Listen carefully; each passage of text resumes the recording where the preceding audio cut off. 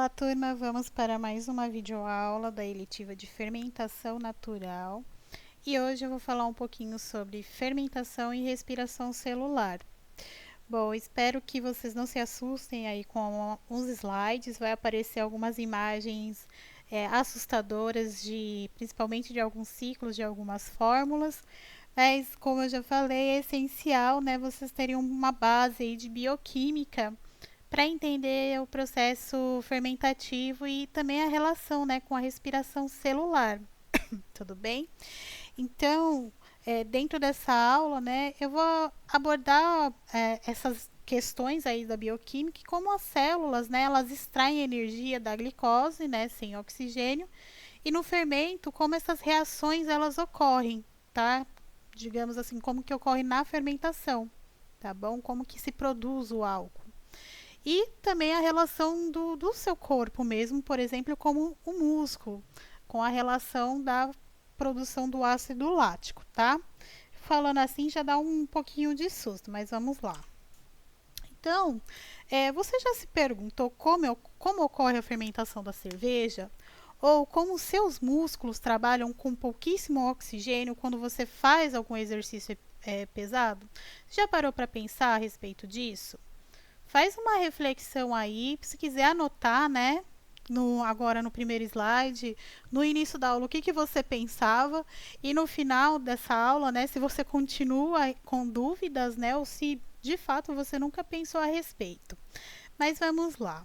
Primeiramente, para entrar nessa questão aí da respiração celular, a gente precisa falar dois pontos, né? Como que são as formas de obtenção dessa energia, que a gente fala aí que é a produção de ATP, né, e como as moléculas, né, como que é a quebra das moléculas orgânicas para liberar energia dentro da célula, tá? E aí existem duas formas. A gente tem a respiração celular, já dentro da nossa divisão, e a fermentação.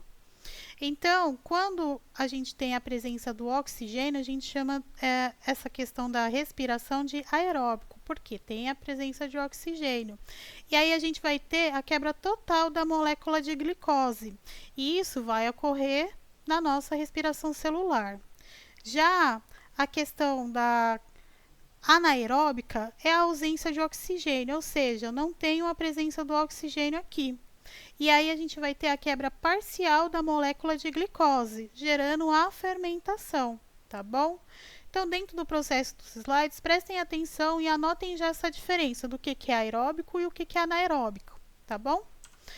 E aí, só para exemplificar, a respiração aeróbica é como a queima de combustível. Então, aqui na queima do combustível, a gente tem o metano, mais duas moléculas aí de oxigênio, né?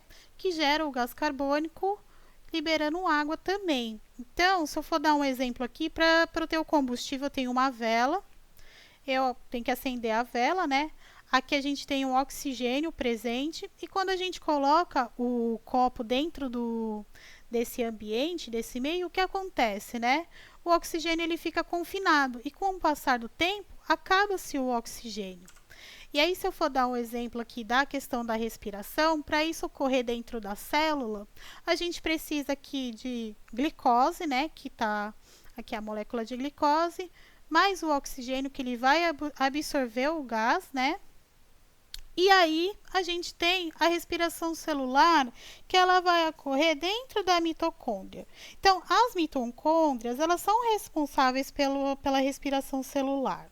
Nesse processo, as moléculas orgânicas, elas reagem com o oxigênio, formando o gás carbônico e água, tá?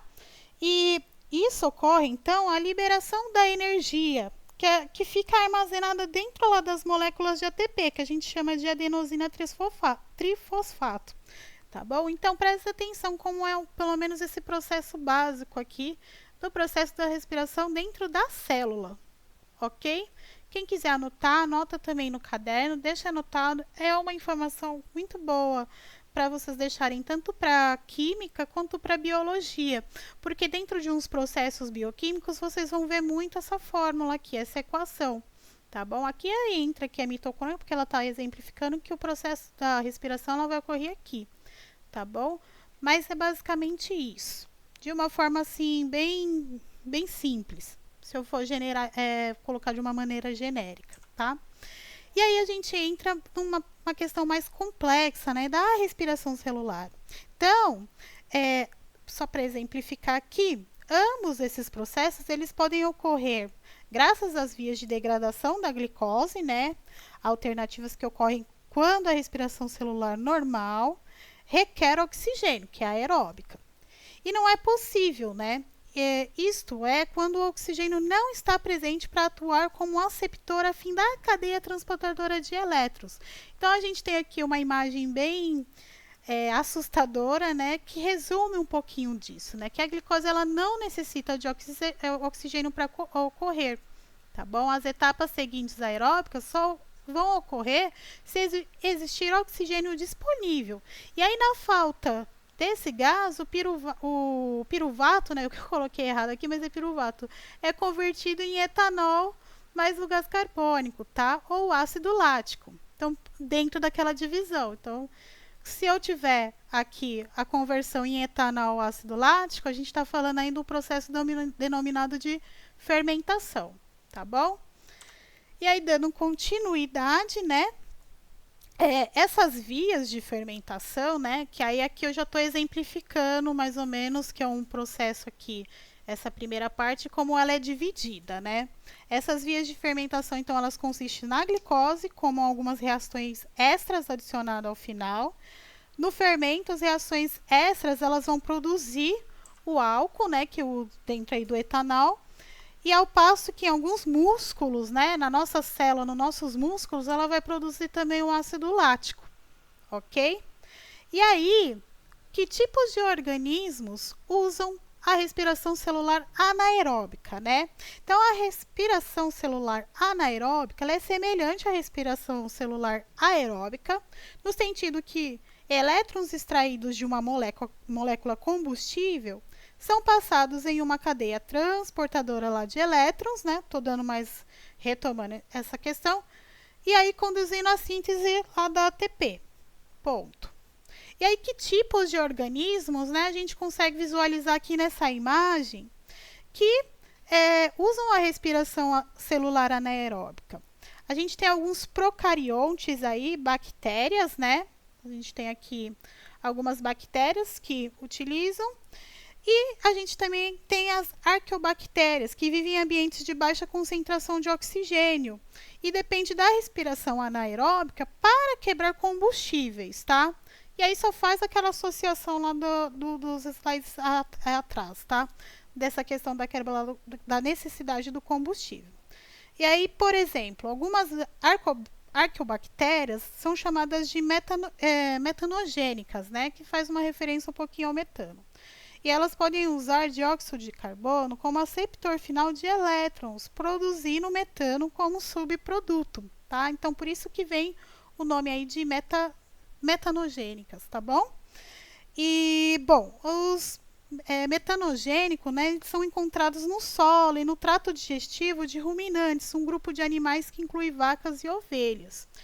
Então, aqui a gente tem a árvore filogenética da vida, onde a gente tem essas divisões, mas a gente também tem aqui as plantas, ciliados, flagelos, a gente tem aqui os fungos também, os animais, nós estamos dentro aí dos animais.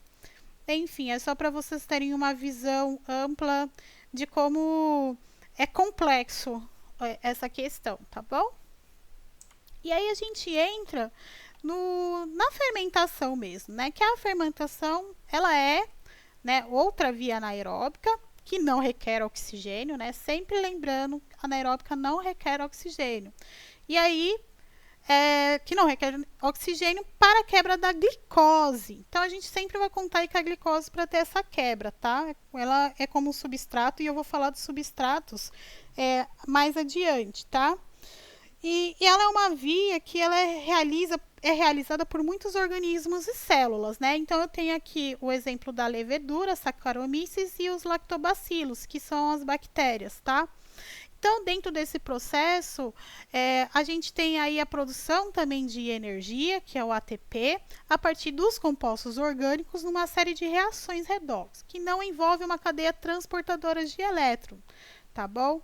E aí, a fermentação envolve menores ganhos de energéticos comparado com a fermentação, a respiração celular. Então, a gente fala dentro da respiração, né, da fermentação, que comparado com a respiração celular, ela é menos energética, entendeu? Ela não é tão... Eu vou falar a palavra tão efetiva só para vocês entenderem, tá? Mas o gasto energético, os ganhos energéticos delas é menor, é menos efetivo, digamos assim. E aí apenas se formam 2 moléculas de ATP, entendeu? Comparado com a da respiração aeróbica, que formam 36 ATP. Então é uma diferença muito grande de ganho energético, digamos assim. Então pensa aqui nessas coitadas aqui da Saccharomyces e dos lactobacilos, o quanto que eles trabalham, né, na hora que estão lá no processo fermentativo, tá bom? Então, né, só para complementar, para a fermentação a gente precisa então de uma fonte de matéria orgânica e temperatura ideal, que eu vou falar mais à frente, tá bom? E aí, nesse slide aqui, é mais uma reflexão para vocês pensarem. Faz esse exercício de apertar e abrir os punhos o mais rápido possível e descreva o que você está sentindo ao redor do seu punho. Faz esse exercício. Se quiser parar o vídeo agora, não tem problema, tá?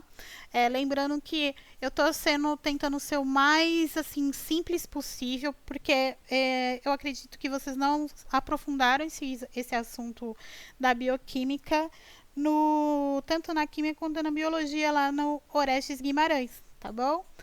Quem se aprofundou, muito bem, e quiser complementar depois no grupo do WhatsApp, eu estou aberta, a gente pode conversar também sem problema, tá bom? E aí a gente vai falar um pouquinho aqui da fermentação do ácido lático, né? E aí vocês vão entender o porquê eu pedi para vocês fazerem esse exercício, né? Na fermentação do ácido lático, né, o NADH, ele transfere seus elétrons diretamente ao piruvato, gerando o lacto como subproduto. E aí o lactato, né, que é apenas a forma desprotonada, né, do ácido lático, dá o nome ao processo. Então as bactérias que produzem lá o iogurte, que eu vou falar do kefir, né, que é um processo fermentativo aí com bactérias também, eles realizam fermentação do ácido lático, assim como as hemácias em nossos organismos, as quais não têm mitocôndrias, portanto não podem realizar a respiração celular. Então, aqui é só um gráfico, um fluxograma para vocês entenderem como que é a relação da fermentação lática. Então, tem a glicose novamente presente, ela está sempre presente, e como que é o produto final aí dessa fermentação lática. Tudo bem? E aí, entra mais um exercício para vocês pensarem a respeito, né? Principalmente que está relacionado às nossas células musculares.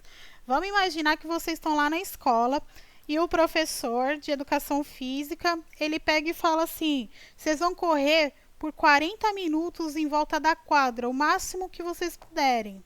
Mas bem rápido, e vocês vão correndo, vão correndo, vão correndo. Pensa isso depois da quarentena, que está todo mundo em casa sem fazer exercício. Vocês vão correr, correr, correr. E aí na hora que ele falar assim, deu os 40 minutos, você vai pegar e vai falar: caraca, tô cansado pra caramba, vou sentar aqui, tô morrendo, meu corpo tá todo dolorido, e você começa a sentir o quê? Uns puxão na perna. E é muito doloroso esse puxão, porque é o acúmulo exatamente do ácido lático que eu acabei de falar. E a causa que a gente fala a respeito disso é a fadiga muscular, que é o nome mais usual, chamado de cãibra. Então, nas células musculares também a gente tem a realização aí da fermentação do ácido lático. Porém, somente quando tem muito pouco oxigênio na célula, acontece esse processo aí da cãibra, entendeu? Tem uma hora que seu corpo não consegue dar conta, entendeu? E você vai ter falta de ar, o seu corpo vai sentir a necessidade do quê? De ter o oxigênio. Por isso que a gente tem a cãibra, entendeu? Então, do processo aeróbico que a gente tem dentro das células, com a falta de oxigênio, o nosso corpo automaticamente ele passa pelo processo da fermentação do ácido lático. ou seja, dentro dessa fermentação do ácido lático, a gente não tem, como a gente está sem falta de oxigênio, as células vão trabalhar diferente e aí a gente vai ter sim a fadiga muscular, a cãibra e etc. E o ácido lático ele é produzido então nessas células musculares de forma que é transportado através da corrente sanguínea, tá? Para o fígado.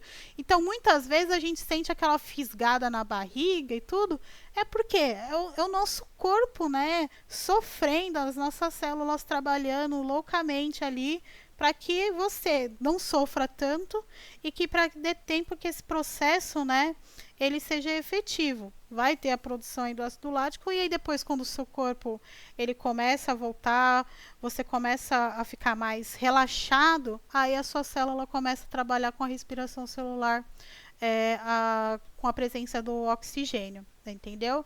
Outro exemplo também é, por exemplo, alguns atletas, né, que fazem corridas ou, por exemplo, eu vou dar um exemplo, eu já fui fazer trilha e a trilha era cansativa e eu tinha que, era bem íngreme em algumas subidas, e aí tem uma hora que seu corpo está muito cansado, o que você faz? O que a célula precisa para trabalhar? De glicose.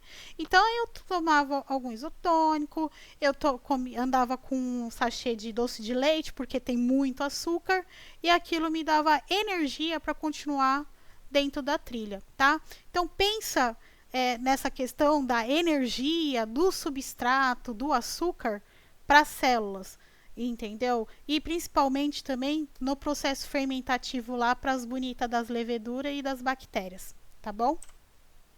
E aí de uma maneira geral aqui, mais um palavrão para vocês, né? Eu falo um palavrão, uma imagem de palavrão, porque é complexo, não é fácil, essa questão da bioquímica e da respiração celular. Então não se assustem, fiquem tranquilos. Aqui novamente a gente aqui é um processo mais abrangente, né? Que a gente precisa da glicose, do oxigênio. E aí pensa na questão dessa junção, a gente tem o ATP que é energia, vai liberar gás carbônico e vai liberar água também, tá bom? Então essa é uma equação, outra equação que representa aí o processo de respiração celular, tá? Gosto de retomar porque é sempre para vocês fixarem isso na cabeça, tá? E outra imagem também, que a respiração ocorre nas 3 etapas, então a gente tem a etapa da glicose, o ciclo de Krebs, que eu não vou me aprofundar, porque é complexo para vocês. Se alguém tiver alguma dúvida, tudo, depois a gente pode conversar, eu posso explicar. E o processo aí da fosforilação oxidativa. Mas aqui vocês conseguem já visualizar que a gente tem a glicose, o oxigênio, acontece aqui no citoplasma. A gente também tem a questão da mitocôndria, que é onde vai acontecer o processo de respiração celular, tá? Só para retomar. E aí, nós temos os bioprocessos catalisados por enzima. Então, enzima é uma proteína sintetizada na célula viva que catalisa uma reação termodinamicamente possível. E aí também tem uma ocorrência universal nos materiais biológicos, que eu vou falar aqui no próximo slide. Elas são hidrossolúveis e elas têm importância nas áreas de farmacologia, tecnologia de alimentos, toxicologia, medicina, engenharia química, biotecnologia, etc. Tá? São bem importantes. Eu vou ver depois se eu passo um vídeo muito legal de uma série de cervejas artesanais aí no mundo e como que eles usam, qual tipo de enzima, né, que os peruanos usam para fazer um tipo de cerveja lá. E aí vocês vão achar acho que vocês vão achar bem interessante, algumas pessoas vão ficar com nojo, mas é bem legal. E aí, para fazer tudo isso, para ter fermentação, a gente precisa dos substratos, né? Então, dentro dos substratos que eu trouxe aqui, eu trouxe a cana-de-açúcar, que a gente sabe que é puro açúcar e tem muita glicose. A mandioca, que tem bastante amido, que é um substrato importantíssimo aí para fermentação, base de glicose também. A gente tem a cevada, o milho e o leite, né? Principalmente o leite aí para as bactérias aí nos processos fermentativos de ácido lático, tá? E quais são os agentes de fermentação? Quem são os indivíduos, né, que ajudam aí no processo fermentativo? A gente vai trabalhar com bactérias e leveduras, tá? Principalmente aqui nas leveduras, as Saccharomyces, tá? Dentro das leveduras também, dentro do mundo aí dos fungos, a gente também tem algumas leveduras selvagens. E aí no processo de cerveja artesanal, o palestrante ele vai falar um pouquinho a respeito aí dessas leveduras e também das leveduras selvagens. Bom, e aí dentro das origens aí também dessas enzimas, eu tenho, a gente tem a humana, que é a pepsina, que ela está dentro do estômago, as amilases, que está na nossa salivas, proteases, amilases, lipases, que está no pâncreas, enfim. E também tem a renina, que está no estômago de ruminantes. Então, elas são utilizadas, tá? Dentro, por exemplo, a amilase, dentro do processo de cerveja artesanal, tem a região lá do Peru que eles usam a saliva para fazer. A renina também do estômago de ruminantes, provavelmente para fazer queijo, é utilizado. Vegetal, a gente tem a papaina, que é do mamão, temos também aí da bromélia, porque o abacaxi ele é uma bromélia. E são usados principalmente em processos fermentativos, mas também para produção de geleia, para dar aquela consistência, não vou dizer gelatinosa, mas cremosinha, tá? A gente tem as microbianas, que são as bactérias, leveduras e fungos, né? Então, as leveduras entram dentro do eixo aí dos fungos. E a gente também tem a presença indesejável, que a gente consegue verificar se está acontecendo alguma coisa, né? Indesejável, que é o escurecimento de vegetais e racificação. Por exemplo, aqui eu trouxe a imagem da maçã, né? Que quando eu falo do escurecimento de vegetais, é que em contato com o oxigênio, o que acontece? Acontece um processo de oxidação. Então, ele vai escurecendo. Isso acontece na batata, na banana, em diversos alimentos, tá bom? E aí a gente tem exemplos dos micro-organismos, né, mais utilizados dentro dos processos fermentativos, né? Então, assim, é cansativo, eu tô falando a mesma coisa às vezes, mas é para fixar mesmo.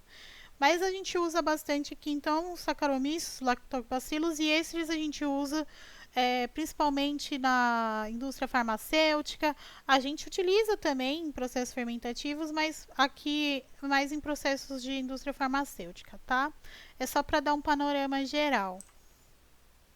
E aí, para já encerrando, né, esse conteúdo, como que é esses processos, esses tipos de fermentação? Então, só para exemplificar dentro da equação, aqui dos laticínios, né, fermentação lática, então tem a glicose com resultado de ácido lático mais 2 ATPs, fermentação alcoólica, então vocês podem ver ó, que todas essas aqui estão com final de 2 ATPs, que é bem pouco, né, mas é essencial aí para a fermentação. Então, da fermentação alcoólica, a gente tem a glicose, álcool etílico, etanol, mais a liberação aí de gás carbônico, mais 2 ATP, e tem exemplo de cerveja e vinho.